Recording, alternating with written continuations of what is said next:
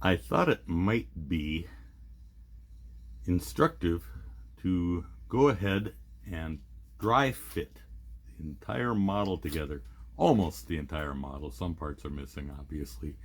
The main deflector dish is not there. The arboretum is not installed, but the hanger deck is in there. And the bridge is in place. Nothing's glued together. Everything's held together with rubber bands and a few pieces of tape and a lot of good wishes. But this is how it's supposed to look.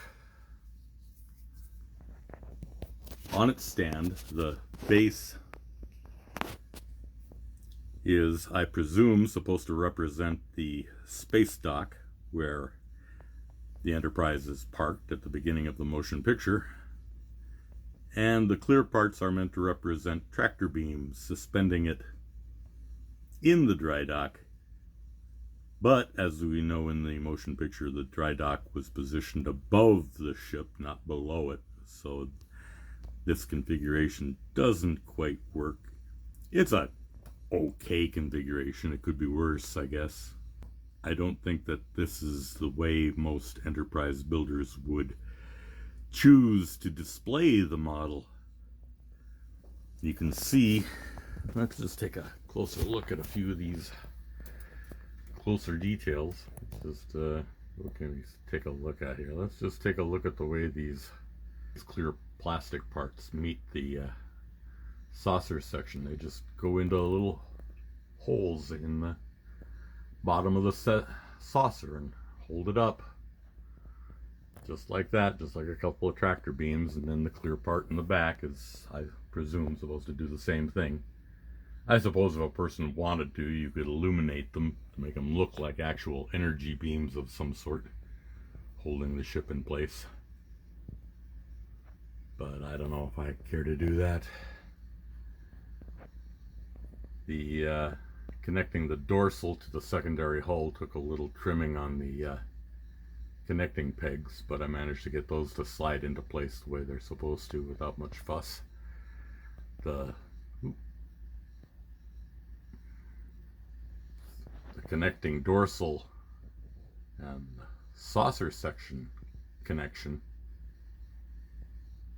went together just as pretty as you please. No fuss or anything. No issues at all. Here on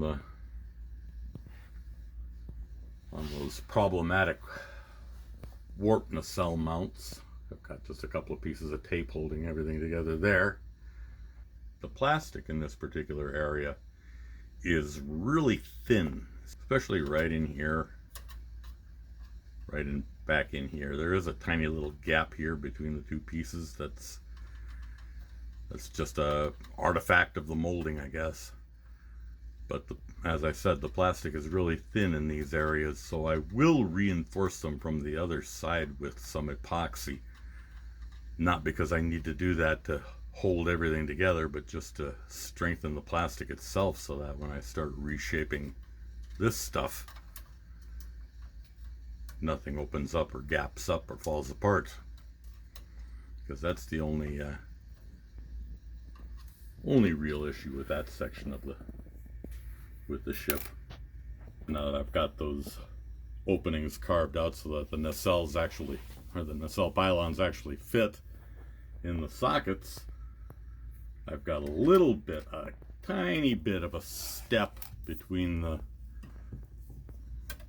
pylon and the base, right in here. This is almost not even enough to bother with. Oop, right in here, hardly enough to bother with, but I might skimp that over with a tiny bit of surface filler. Same on the other side. I'm going to spin it around here a little bit so we can see the hangar bay.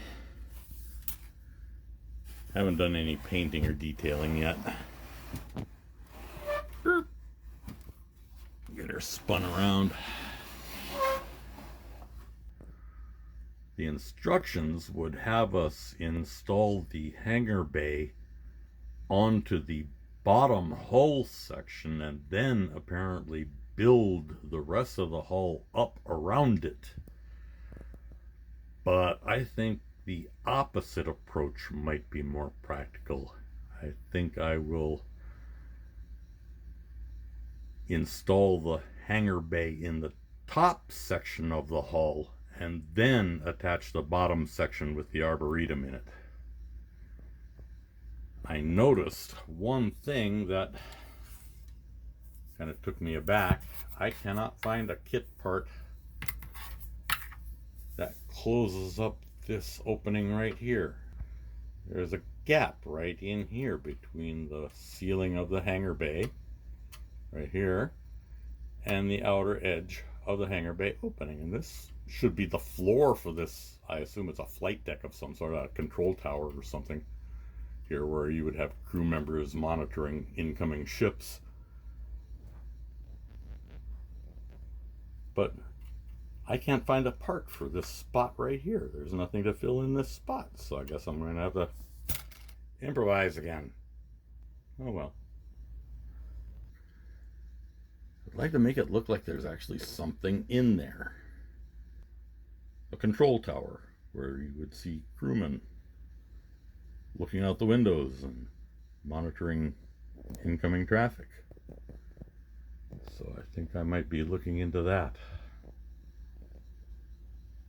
Make it look like a little more than just some lighted red windows.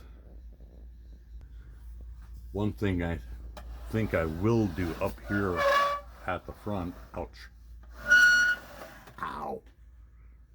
One thing I think I will do up here at the front on the bridge, I might order an aftermarket bridge if I can find a nice one. I haven't decided yet.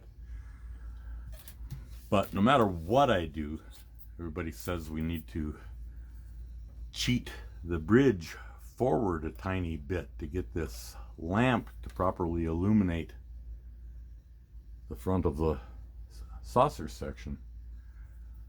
I'll probably have to do that in any event, but I think what I'm also going to do is very carefully, very gently round off this leading edge right here. Make this whole edge just a little gentler and round it off, so that although I will still have to cheat this bridge forward a little, it won't be as much, we hope.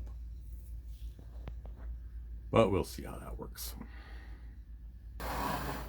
Just the way she dry fits together just makes me very, very optimistic.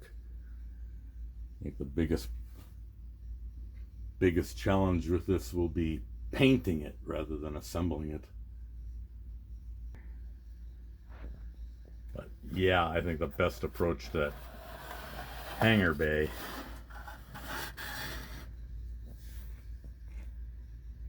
is to install it into the upper hull half before you attach the bottom. The only challenge then is getting it in the right position, but there are some little structural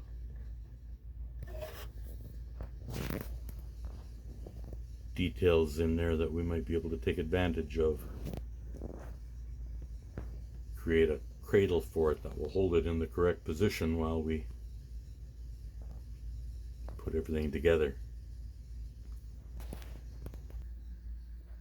I've heard that professional cinematographers hate the Enterprise. Visual effects cinematographers, they hate the original Enterprise, this particular Enterprise design, because it's too dang long.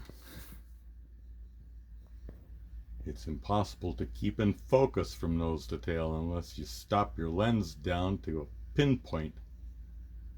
And then you gotta throw a ton of light on it and use super long exposures to photograph it so that it all stays in focus. I think that's the primary reason they designed the Reliant the way they did, so it would be a lot easier to photograph. Now I just wanted to point one other thing out quickly, and that is with just the model dry fit together with no glue or anything, those nacelles are nice and straight. There's not much of a droop to them at all. I'm sure when I have them glued into position and everything's cemented together, it's going to be rock solid.